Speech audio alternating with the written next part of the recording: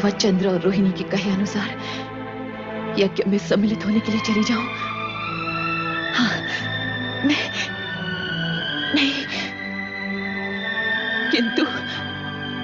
किंतु यदि पिताश्री ने मेरे स्वामी के विषय में पुनः कोई अनर्गल बातें कही तो नहीं।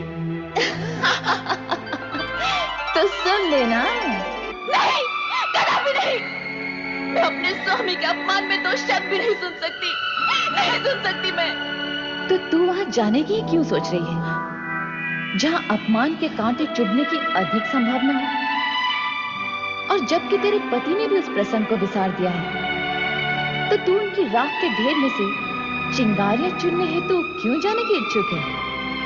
ये ज्ञात होते हुए भी कि चिंगारियों को हवा लग जाए तो वे भीषण अग्निज्वाला का रूप ले लेती हैं। किंतु मैं अपने हृदय में चिंगारियां समेटे हुए भी जीवित नहीं रह सकती, नहीं रह सकती मैं जीवित। जो होना है सो हो ले। मैं पिताश्री से ये बात अवश्य पूछूंगी कि जिनके आगे समस्त देवता भी नतमस्तक रहते हैं, उन्हें अपमानित करने का उन्हें साहस कैसे हुआ? एक बार और सोच ले, कहीं कोई अनर्थ न घट जाए। यदि मैं न गई तो यज्ञ के रूप में बिछाया पिताश्री का यह शिव विरोधी षड्यंत्र कहीं जटिलतम न हो जाए। मुझे जाना ही होगा। हाँ, मुझे जाना ही होगा। यज्ञ में सम्मिलित होने हेतु तू पुनः सदाशिव से विचार विमर्श क्यों नहीं कर लेती? उनका उत्तर संभवतः तुम्हारी दुविधा का हल निकाल दे।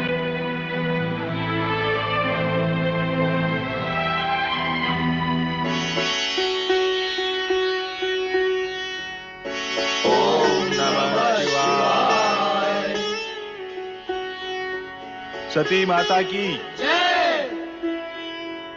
प्रभु, मैं पिताश्री के यहाँ हो रहे यज्ञ में सम्मिलित होने की इच्छुक हूँ। मैंने तुम्हें प्रथम भी कहा है, बिना निमंत्रण किसी सम्मानीय व्यक्ति का कहीं जाना अनुचित है।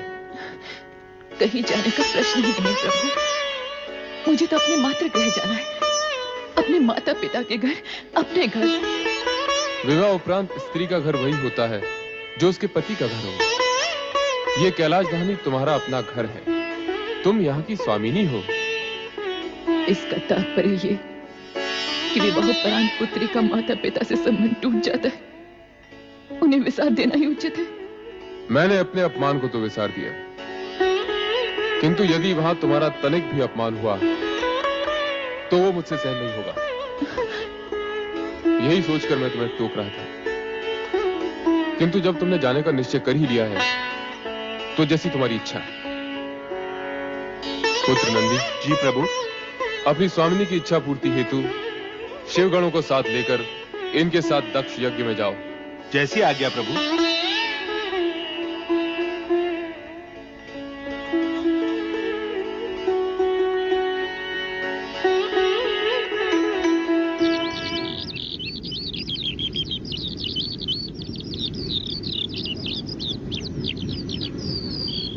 प्रजापति दक्ष, यज्ञ आरंभ करने का समय हो गया है। महारानी वीरणी को बुलवाइए। जो आज्ञा ऋषिवर। हरिओम तत्सत, हरिओम तत्सत, हरिओम तत्सत। बिना भगवान शिव की उपस्थिति के ये यज्ञ नहीं हो सकता। ऋषिवर, मेरे इस यज्ञ के इष्ट देव श्री हरि विष्णु जी हैं, किंतु वो मंगलमय भगवान शिव कहाँ हैं, जिनकी कृपा से समस्त मंगल कार्य संपन्न होते हैं, जिनके नेत्रों से देखे जाने पर मरुभूमि भी लहलहाती पुण्य भूमि बन जाती है। हे दक्ष, ऐसे तेजस्वी मंगलमय भगवान शिव को शीघ्र ही यहां बुलाकर इस यज्ञ की सफलता के प्रति पूर्ण रूप से निश्चिंत हो जाओ। देवेश्वरों, यदि वो परम शिव देवी जगदंबा सहित यहां आ गए तो ही यह यज्ञ पूर्ण हुआ समझो, अन्यथा नहीं। ये मेरा सत्य वचन है। अपना सत्य वचन अपने पास ही रखो ददेच। जब सभी देवताओं के मूल भगवान श्री हरि विष्णु जी यहाँ उपस्थित हो, लोक पितामह ब्रह्मा वेदों, उपनिषद और विविध आगमों के साथ यहाँ पधार चुके हों, देवगणों के साथ देवराज इंद्र भी अपना आसन ग्रहण कर चुके हों, वेद और वेदाय को जानने वाले ऋषिगण भी इस यज्ञ की गरिमा बढ़ा रहे हों, तो हमें उस शिव से क्या प्रयोजन? जो अकुलीन, अनाथ और आत्मप्रशंसक है, वो इस यज्ञ में बुलाए जाने के योग्य ही नहीं है। तुम जो चाहे तर्क देते रहो दक्ष, परंतु मैं तो मात्र एक ही बात कहूंगा कि बिना भगवान शिव की उपस्थिति के तुम्हारा ये यज्ञ अयज्ञ हो गया। हाँ। तुम्हारा विनाश निश्चित है दक्ष, निश्चित है तुम्हारा सर्वनाश, निश्चित है तुम्हारा सर्वनाश। माते, माते, मैं कितनी बार आपसे पूछ चुकी हूँ कि पिताश्री ने भगवान शिव और बहन सती को यज्ञ के लिए आमंत्रित क्यों नहीं किया, किंतु आप कोई उत्तर ही नहीं देते। आप कुछ बोलती क्यों नहीं माते? क्या बोलूं पुत्री, यही कह सकती हूँ कि विनाशकाली विपरीत बुद्धि। तुम्हारे पिता से मैंने शिव सती को निमंत्रण भेजने का इतना आग्रह किया, किंतु उनके हट के आगे मैं हार गई। घर में इतना बड़ा यज्ञ का आयोजन है, हर्षोत्साह का वातावरण है, किंतु मेरा हृदय किसी अनजान अनिष्ट की आशंका से काम जाता है। महारानी जी, महारानी जी, स्वामी ने। क्या हुआ मंगला, इतनी व्याकुल क्यों है? यज्ञ भूमि में दधीच और स्वामी के बीच भगवान शिव की अनुपस्थिति के कारण कहासुनी हो गई। क्रोध से भरे मुनि और अनेक शिव भक्त यज्ञ भूमि से उठकर चले गए। जिसका मुझे डर था वही हुआ।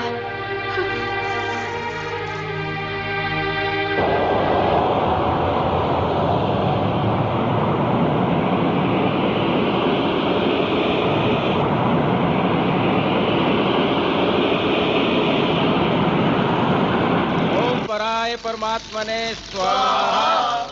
ओम पराय परमात्मने स्वाहा। ओम पराय परमात्मने स्वाहा।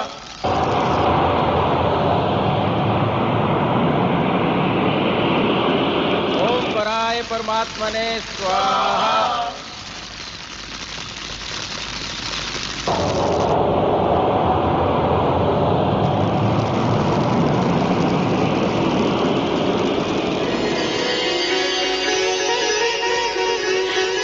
सती तुम आ गई? अच्छा किया तुम आ गई।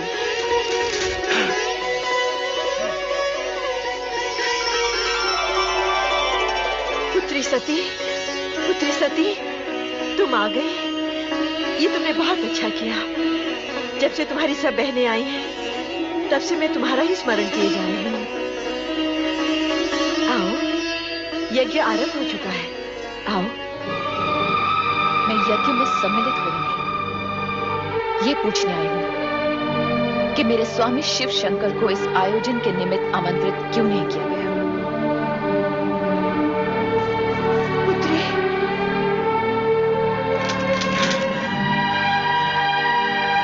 सती तुम?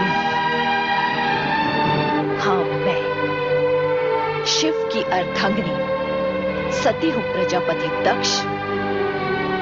मैं वही सती हूँ जिसने शिव को पति रूप में पाने के लिए आपकी इच्छा के विरुद्ध शिव की आराधना की थी और उनके चरणों में स्थान पाया था। ये सब हम जानते हैं। क्या तुम हमारे यज्ञ में विघ्न डालने के लिए यहाँ आई हो?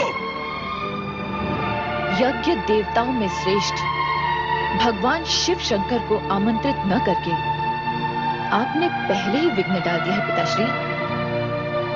तो फिर आप ये झूठा दोषारोपण मुझ पर क्यों कर रहे हैं? हमने जानबूझकर तुम्हें और तुम्हारे उस भूतनाथ पति को निमंत्रित नहीं किया था, ताकि तुम अपनी अनुचित चेष्टाओं से इस यज्ञ के पवित्र वातावरण को अपवित्र न कर सको। हम पूछते हैं कि जब हमने तुम्हें बुलाया ही नहीं था, तो तुम अपना अपमान कराने यहाँ क्यों चली आई हो? मैं आपसे उस अपमान के बारे में पूछने आई हूँ जो आपने मेरे स्वामी को नहीं बुलाकर किया है। आपका ये साहस कैसे हुआ कि देवों के देव महादेव को उनके यज्ञ भाग से वंचित रखे? और आपने ये कैसे सोच लिया कि यज्ञ को शिव से वंचित रखने का भारी अपराध करने पर भी आपसे कोई पूछने तक नहीं आएगा? मैं आपसे पूछती हूँ पिताश्री, जब आपने अपनी सभी अन्य पुत्रियों और जामाता को सहर्ष इस यज्ञ में सम्मिलित किया है, तो फिर मुझे क्यों नहीं? मेरे पति महादेव को क्यों नहीं? इसलिए कि तुम्हारा पति महादेव कहलाने के योग्य ही नहीं है। वो कुलीन अमंगलकारी, वेदों से बहिष्कृत और क्लेशधारी है। भूत पिशाचों के स्वामी उस भूतनाथ के साथ हमने तुम्हारा विवाह अपने पिता ब्रह्मा के दबाव में आकर किया था, और उसके लिए हम आज तक पछता रहे हैं सती, आज तक पछता रहे हैं। हाँ, जब तुम बिना बुलाए यहां चली आई हो तो इस यज्ञ में भाग लेकर अपने पति का यज्ञ भाग भी प्राप्त करो। बैठो सती। पिताश्री, अब भी कुछ नहीं बिगड़ा है। आप कैलाश जाकर मेरे स्वामी को आदर पूर्वक यहां ले आइए और इस यज्ञ को विधि पूर्वक संपन्न कीजिए। एक पुत्री होने के नाते मैं आपसे विनती करती हूँ। नहीं, नहीं, कदापि नहीं। हम उस ढोंगी पाखंडी भवोद्धारी को इस यज्ञ में कदापि आमंत्रित नहीं करेंगे। हम नहीं चाहते कि उसके अपावन नाम की छाया भी इस पावन यज्ञ पर पड़ने पाए। पिताश्री, परम पावन शिव को अपवन कहकर अपने आप को अपवन न कीजिए। आप जैसे शिव द्वेषी को शिव निंदा करते हुए देखकर मुझे आपकी पुत्री होने पर लज्जा होने लगी है। हे विधाता, आपने मुझे ऐसे पिता की पुत्री क्यों बनाया जो सर्वोत्कृष्ट परमात्मा शिव की स्तुति करने के बदले उनकी निंदा कर रहा हो? सती, बंद करो ये नाटक। अभी तुमने अपने पति के दोषों का बखान सुना ही कहां है। यदि मैं तुम्हारे उस कर्महीन पति के दोषों को गिनाने लगूंगा तो समस्त ब्रह्मांड की गिनती भी कम पड़ जाएगी।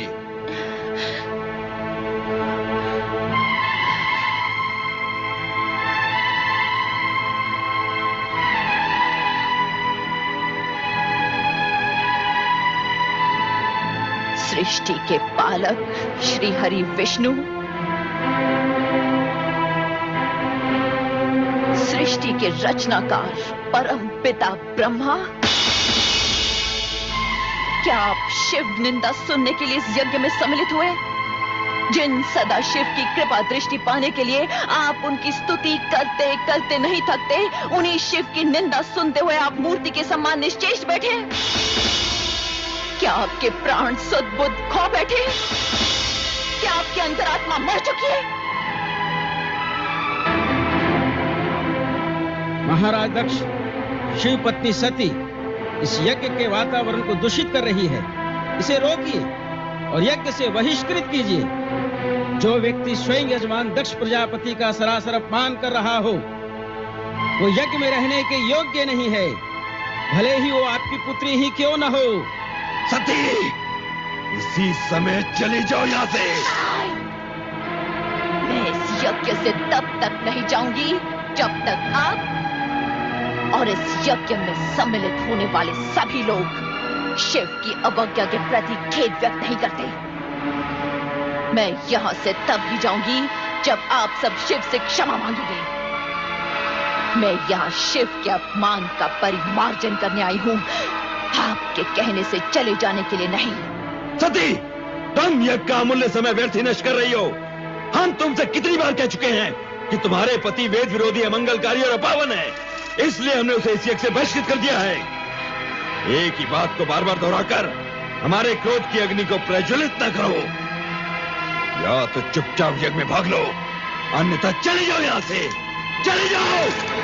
दक्ष प्रजापति, आप मेरे पिता हैं। तनिक इतना तो सोचिए कि अपने पति के अपमान का परिमार्जन न कर पाने पर आपकी ये पुत्री शिव को क्या मुंह दिखाएगी?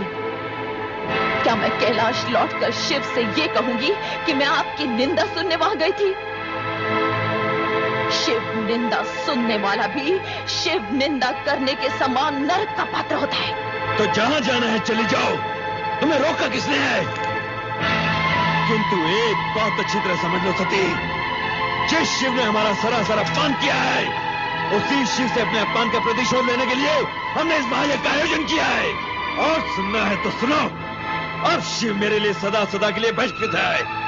वो भूतनाथ, शमशान में पड़े रहने वाला घोरी, नंग धड़ंग अवधूत,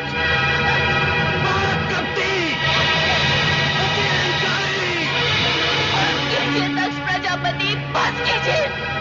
मैं पति निंदा नहीं सुन सकती, नहीं सुन सकती मैं पति निंदा, नहीं सुन सकती मैं पति निंदा, नहीं सुन सकती, नहीं सुन सकती, नहीं सुन सकती।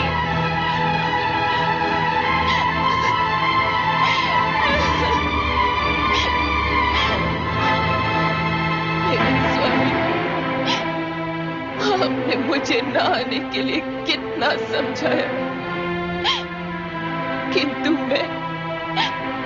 किंतु मैं मूढ़मती केवल पिता को 2 बातें सुनाने के लोभ में यहाँ चली आई। उस समय मैंने ये न सोचा कि यदि मुझे पति के विषय में अपशब्द सुनने पड़ गए तो अब तो मैं अपने स्वामी को अपना मुंह भी नहीं दिखा सकती।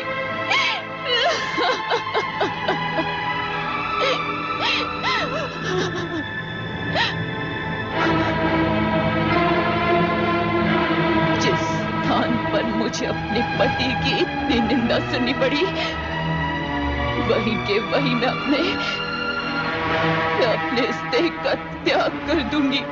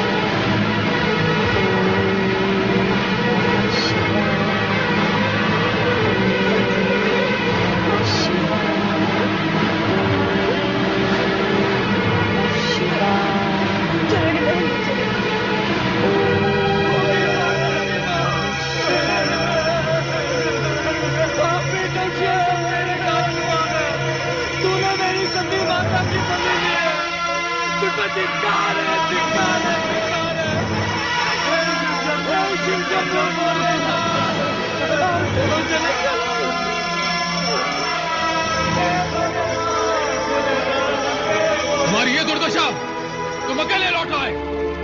देवी सती कहाँ है? देवी सती कहाँ है? देवी सती कहाँ है? यज्ञ में दक्ष ने आपका अपमान किया, आपकी निंदा की। ये सुनकर माता सती ने ये कहा कि उनको जीवित रहने का कोई अधिकार नहीं, और ये कहा कि आपको अपना मुख दिखलाने का भी कोई अधिकार नहीं, और ये कहते कहते आत्मदाह कर लिया। नहीं, नहीं, नहीं!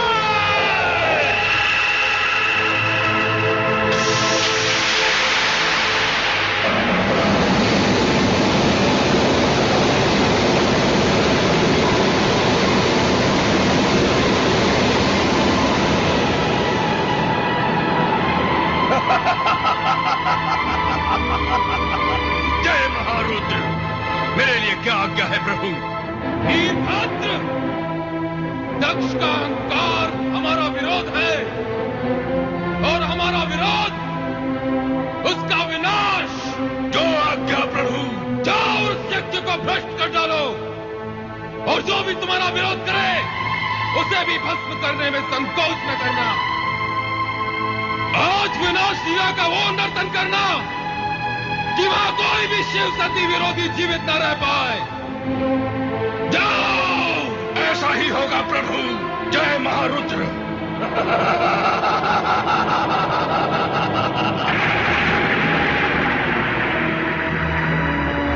रे दुराचारी दक्ष, तेरे इस यज्ञ का विनाश हो जाएगा। तुझ पर दुर्भाग्य और विपत्तियों का आक्रमण होगा, और उससे तेरी रक्षा करने का किसी ने प्रयत्न भी किया तो उसका अंत निश्चित है।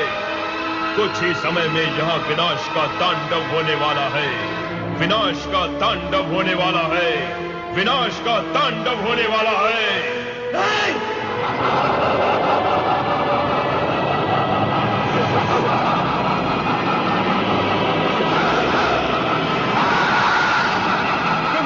मेरी रक्षा कीजिए, मेरी रक्षा कीजिए प्रभु। दक्ष, शिव की निंदा और उपेक्षा करके तुमने वो दंडनीय अपराध किया है जिससे तुम्हें कोई नहीं बचा सकता, स्वयं मैं भी नहीं। तुम्हारा उद्धार हो सकता है तो चराचरपति शिव के हाथ हो। प्रभु, प्रभु,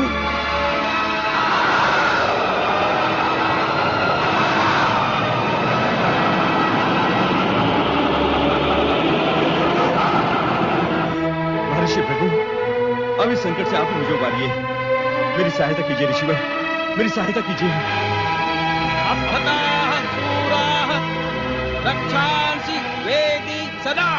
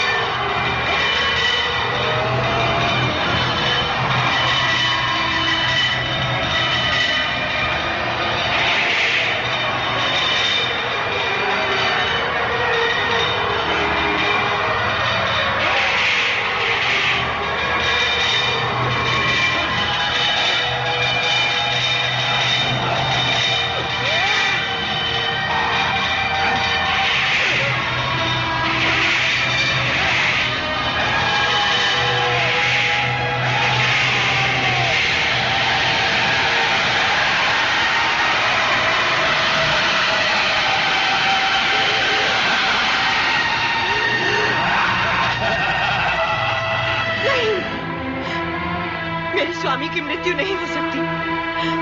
वे परमपिता ब्रह्मा के पुत्र हैं। उनकी मृत्यु नहीं हो सकती। उनकी मृत्यु असंभव है।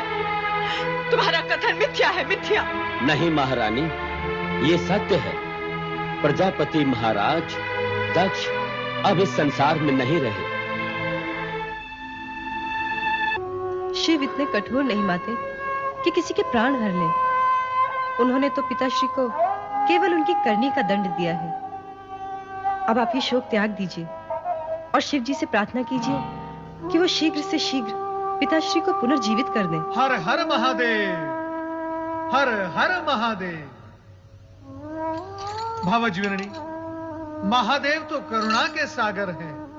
उनकी जो सच्चे मन से प्रार्थना करता है उसे सब इच्छित मिल जाता है। प्रणाम देवर्षि। प्रणाम देवर्षि। देवर जी, उस दिन आपने कहा था आप कभी इस महल में चरण नहीं रखेंगे, किंतु आज आप मुझे सांत्वना देने यहाँ आए हैं अपना प्रण तोड़कर। नारायण नारायण। नारद अपना कर्तव्य कभी नहीं भूलता भावज्वीरणी, चाहे फिर उसके लिए उसे अपना प्राण ही क्यों न तोड़ना पड़े। विश्वास रखो भावज, आपका सुहाग अखंड है और अखंड ही रहेगा।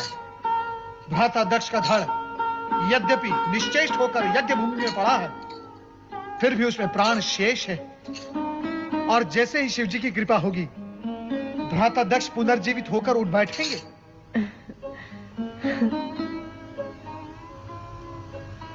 क्या बात है माते, आपको देवऋषि के कथन पर विश्वास नहीं? देवऋषि के कथन पर कैसे अविश्वास कर सकती हूँ? ये तो परम भक्त और सबके कल्याण करता है। परंतु जब अजर अमर परमात्मा सदाशिव से मैं अपने पति का जीवन दान मांगूंगी, तब यदि उन्होंने मेरी प्रिय पुत्री सती के आत्मदाह की बात छेड़ी, तो मैं क्या उत्तर दूंगी? क्या उत्तर दूंगी मैं? नारायण नारायण। भावज, सती के लिए हम सबको अत्यंत दुख है, किंतु सत्य यह है कि शिव जी की इच्छा से ही सब कुछ संभव है, अन्यथा कुछ भी संभव नहीं। ये शिव की कैसी विचित्र इच्छा है, बताइए ना देवर्षि। जो संसार के सभी प्राणियों के मन से मृत्यु का भय दूर कर सकते हैं, जो मृत्यु मुख में पहुंचे हैं उन्हें पुनर्जीवित कर सकते हैं, उन्होंने मेरी बेटी सती को क्यों नहीं बचाया? क्यों अपनी ही अर्धांगिनी को योगाग्नि में जल जाने के लिए विवश किया? मेरे इन प्रश्नों का उत्तर दीजिए देवर्षि। नारायण नारायण।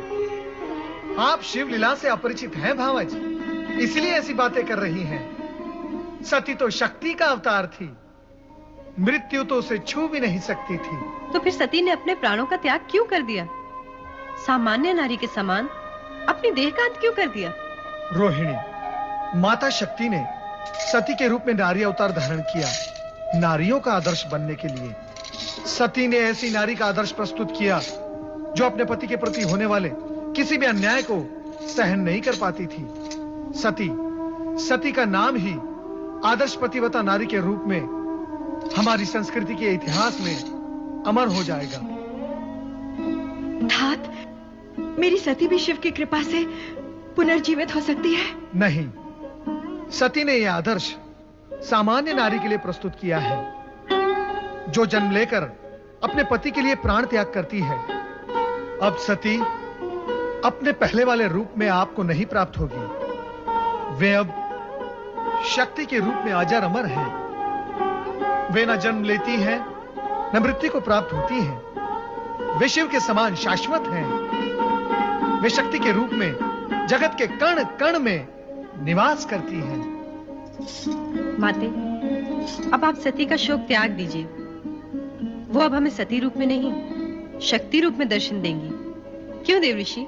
हाँ रोहिणी, ये सब शिव लीलाएं हैं जो हमें दिखाई दे रही हैं। शिव लीलाओं का रहस्य आज तक कोई समझ नहीं पाया, और जब तक शिव जी की इच्छा है तब तक ऐसी विचित्र लीलाएं करके वे संसार वासियों को चकित करते रहेंगे। भावज्वीरणी, मेरी ये इच्छा है कि कैलाश जाकर आप भी ये शिव लीलाएं देखें और देवादिदेव महादेव के चरणों में अपना शीश नमाकर प्रार्थना करें। तब देखना शिव जी की दया का चमत्कार। भ्राता दक्ष अवश्य जीवित होंगे। हाँ, अवश्य जीवित होंगे।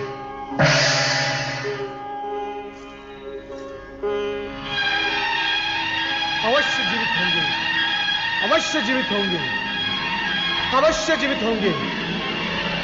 अवश्य जीवित होंगे। अवश्य जीवित होंगे।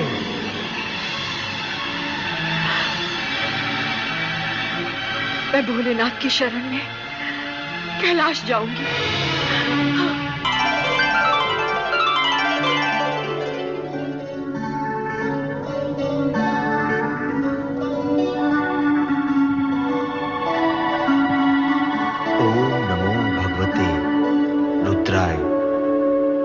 परात्पर ब्रह्म परमात्मा श्री सदाशिव को प्रणाम।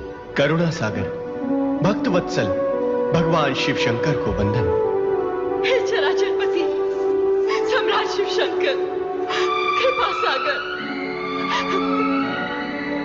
मैं वो दुर्भाग्यशाली स्त्री हूं जिसने एक हाथ से अपनी पुत्री सती को खो दिया है और अब दूसरे हाथ से उस पति को खोने जा रही हूं जिसका सिर विहीन शरीर तड़पता देखकर मुझ पर हर पल मृत्यु का पल होकर टूटता है।